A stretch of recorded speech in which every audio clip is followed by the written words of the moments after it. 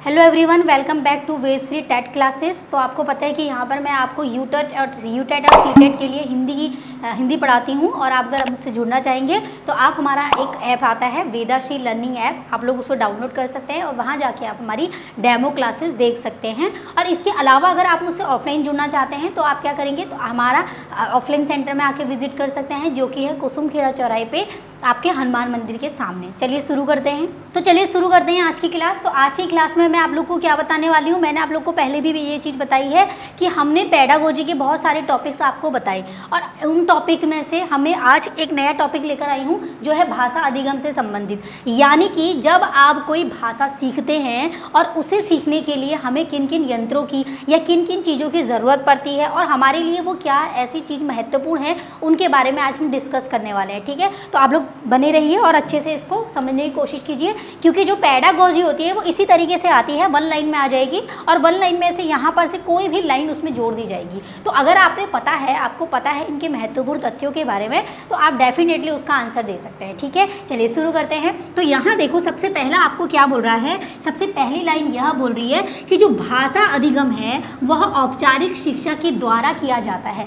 यानी कि भाषा अधिगम का मतलब यहाँ पर क्या होता है, भाषा अधिगम का मतलब होता है जब आप कोई भाषा सीख रहे होते हो। अधिगम का मतलब ही होता है सीखना। तो यहाँ पर देखो, जब आप कोई भाषा को सीखते हैं, ठीक है, उसके लिए आपको कैसे माहौल की ज़रूरत होती है, आपको औपचारिक शिक्षा की ज़रूरत होती है। यानी कि आप औपचारिक शिक्षा लेते हो। इसको कहने का तात्पर्य है, जब आप भाषा सीख रहे हो तो सीधी सी बात है, आप अनौपचारिक तरीके से तो अपनी भाषा नहीं सीख सकते।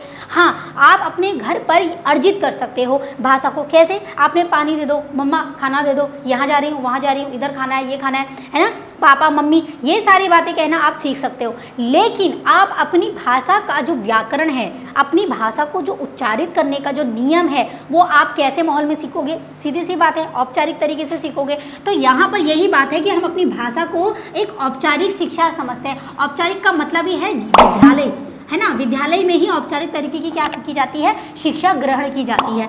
इसी तरीके से आपको समझ में आ गया होगा, भाषा अधिगम जो है औपचारिक शिक्षा के द्वारा ही प्राप्त की जाएगी, ना कि अनौपचारिक तरीके से। ठीक है, अब यहाँ पर हम लोग चलते हैं दूसरे ऑप्शन में कि भाषा अधिगम विद्यालय से प्राप्त होती है। वही बात है, सीधी सी बात है, जब भी हम भाषा को सीखेंगे तो उसके लिए हमें विद्यालय जाना पड़ेगा, ना कि घर पे। आपको घर पर यह बताया जाएगा कि पानी दे दो, खाना दे दो, मम्मी पापा, आप शब्दों का निर्माण या उच्चारित करना तो सीख जाएंगे, लेकिन वह शब्द बना किस नियम से है, कौन सी वर्तनी कहाँ पे लगी है, वर्ण क्या है ना, संधि क्या है, आपकी समाज क्या है, आपका शब्द भेद क्या है, ये सारी ही चीज़ें, वर्तनी विश्लेषण क्या है, ये मतलब सारे जो व्याकरण के नियम होते हैं वो आपको कहाँ पता चलेंगे, विद्यालय में ही पता चलेंगे। तो इसका मतलब भाषा अधिगम के लिए विद्यालय क्या है, विद्यालय क्या है, एक मेन पॉइंट है। अब यहाँ चलते हैं तीसरे ऑप्शन में कि भाषा अधिगम में बच्चे को प्रयास करना पड़ता है। देखो, जब कोई बच्चा भाषा सीखने के लिए जा रहा है ना, जब तक वो भाषा को जब वो उस टॉपिक का प्रयास नहीं करेगा, जब उसका अभ्यास नहीं करेगा, तो उसे वो भाषा नहीं आएगी। मान लीजिए आपको वर्णों के बारे में कोई ज्ञान नहीं है, ठीक है, मान लीजिए आपको वर्णों के बारे में कोई भी ज्ञान नहीं है, और अगर आपको ज्ञान दे दिया गया कि हाँ वर्ण हमारे 52 होते हैं, जिसमें 13 स्वर होते हैं, इस तरीके से, है ना, और आपके 33 व्यंजन होते हैं, आपको ये टॉपिक पता चल गया। अब आप इस टॉपिक का जब तक अभ्यास नहीं करोगे, प्रयास नहीं करोगे, तब तक आपको ये क्या टॉपिक आ पाएगा, नहीं आ पाएगा। और जब ये टॉपिक आ जाएगा तो आप क्या करोगे, अपनी वर्तनी को अच्छा करोगे, अपने वर्णों को अच्छा करोगे, अपने शब्दों को अच्छा कर सकते हो। तो इसीलिए कहने का तात्पर्य है कि जब भी हम कोई भाषा सीखते हैं उसके लिए हमें अभ्यास की बहुत ज़्यादा ज़रूरत होती है। मान लीजिए इसके अकॉर्डिंग आप अगर इंग्लिश पढ़ना चाह रहे हो तो इंग्लिश भाषा भी आपको तभी आ पाएगी जब आप क्या करोगे, अंग्रेजी भाषा आपको तभी आ पाएगी जब आप अभ्यास करोगे। तो यानी कि कहने का तात्पर्य है, अभी तक हमने जो कुछ भी सीखा उसमें भाषा सीखने के लिए औपचारिक शिक्षा का होना जरूरी है, विद्यालय होना जरूरी है, अभ्यास या प्रयास जरूरी है। अब एग्जामिनर आपसे यहाँ पे देखो ऐसे पूछ लेगा कि ये बताओ भाषा अधिगम के लिए क्या जरूरी है, 3 ऑप्शन में गलत ऑप्शन दे देगा और चौथे में लिखा होगा कि प्रयास, भाषा के लिए अभ्यास की ज़रूरत पड़ती है या प्रयास की ज़रूरत पड़ती है। और अगर आपने ये टॉपिक पढ़ा है अच्छे, तो आप अपना राइट ऑप्शन वहाँ पे करके आ जाएंगे।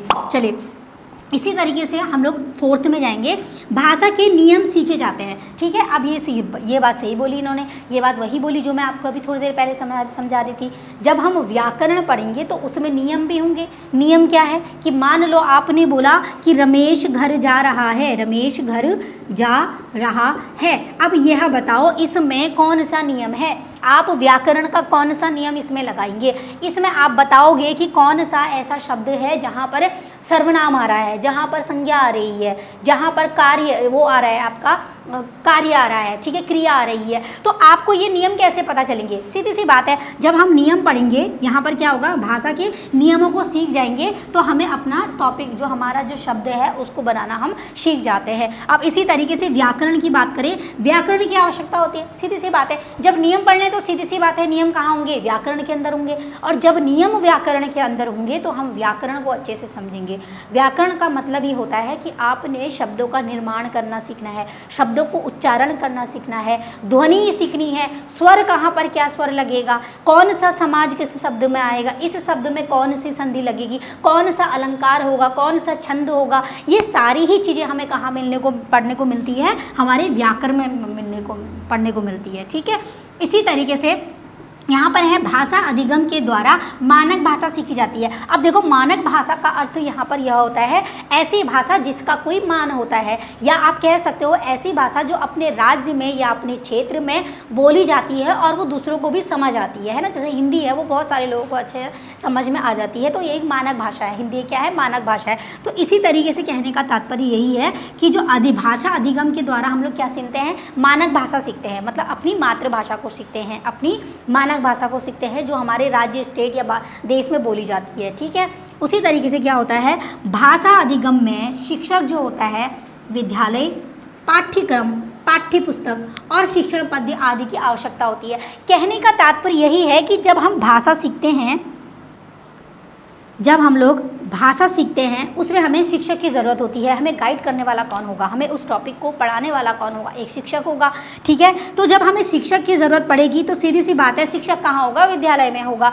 तो यहाँ पर शिक्षक के साथ हमें विद्यालय की आवश्यकता होगी, और जब हमें विद्यालय की आवश्यकता होगी तो सीधी सी बात है हम वहाँ पर क्या करते हैं, अपने पाठ्यक्रम के द्वारा भाषा सीखते हैं। पाठ्यक्रम का मतलब क्या है, एक पूरा करिकुलम, यानी कि विद्यालय के अंतर्गत जितनी भी गतिविधियाँ होती है आंतरिक रूप से और बाह्य रूप से, ये सारी हमारी किसके अंतर्गत आती है, पाठ्यक्रम के अंदर आती है। और पाठ्यक्रम और पाठ्य पुस्तक ये दोनों में भेद होता है। पाठ्यक्रम एक पूरे करिकुलम को बोलते हैं जो विद्यालय के अंतर्गत सारी गतिविधियों को बोलते हैं, लेकिन पाठ्य पुस्तक या आपका जो पाठ्य सामग्री है, या आप बोल सकते हैं करिकुलम और सिलेबस, ये दोनों अलग होते हैं। पाठ्य वस्तु का मतलब होता है जो भी पुस्तकें आप पढ़ते हैं, जिन पुस्तकों से आप व्याकरण को ग्रहण करते हैं वो पुस्तकें हो जाती हैं, और उन पुस्तकों के अंदर जितनी भी सिलेबस होते हैं, सिलेबस के अंदर जितने भी आपके टॉपिक होते हैं वो सारे हमारे पाठ्य पुस्तकों के अंदर होते हैं। और क्या होता है, जब टीचर आपको पाठ्यक्रम या पाठ्य पुस्तकें पढ़ाते हैं तो जब वो अपना शिक्षण कार्य करते हैं, यानी कि अपना जब आपको सिखाते हैं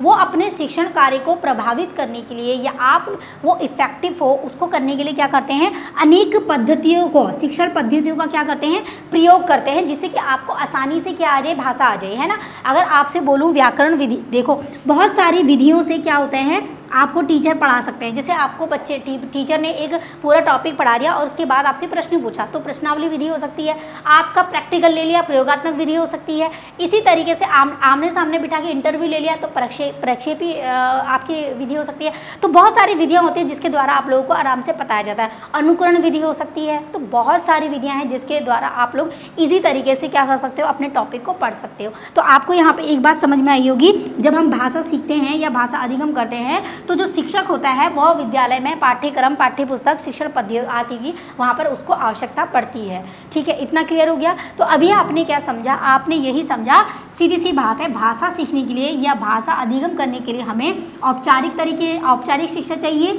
विद्यालय चाहिए, अभ्यास चाहिए, नियम चाहिए, व्याकरण चाहिए, मानक भाषा चाहिए, और उसके साथ साथ हमें क्या चाहिए, शिक्षक भी चाहिए, विद्यालय भी चाहिए, पाठ्य पुस्तक भी चाहिए और पाठ्य पुस्तकें भी, और यहाँ पर आपका पाठ्यक्रम भी चाहिए, और शिक्षण पद्धतियाँ तो फिर इसमें शामिल होंगी ही होंगी। ठीक है, तो आपने इस टॉपिक से यह सीखा कि जितने भी मेन पॉइंट है आप लोग अपनी बुक्स में उतार लेंगे, और आप देखो कि पेडागोजी इसी तरीके से बनाई जाती है ना। तो आपसे पूछ लिया जाएगा ऐसा भी लिख दिया जाएगा कि भाषा सीखने के लिए नियमों की ज़रूरत नहीं होती है, नियमों की आवश्यकता नहीं होती है। तो आपको पता है, आपने पढ़ा है कि नियम की आवश्यकता होती है, तो इसका मतलब आपका जो नहीं होती है ऑप्शन है वो आपका कट हो जाएगा। ठीक है, तो पेडागोजी इसी तरीके से आप पढ़ेंगे। ठीक है, तो आज के वीडियो में आप लोगों के लिए इतना ही था। मैं आगे और मिलूंगी आपसे नए नए टॉपिकों के साथ। तब तक के लिए धन्यवाद।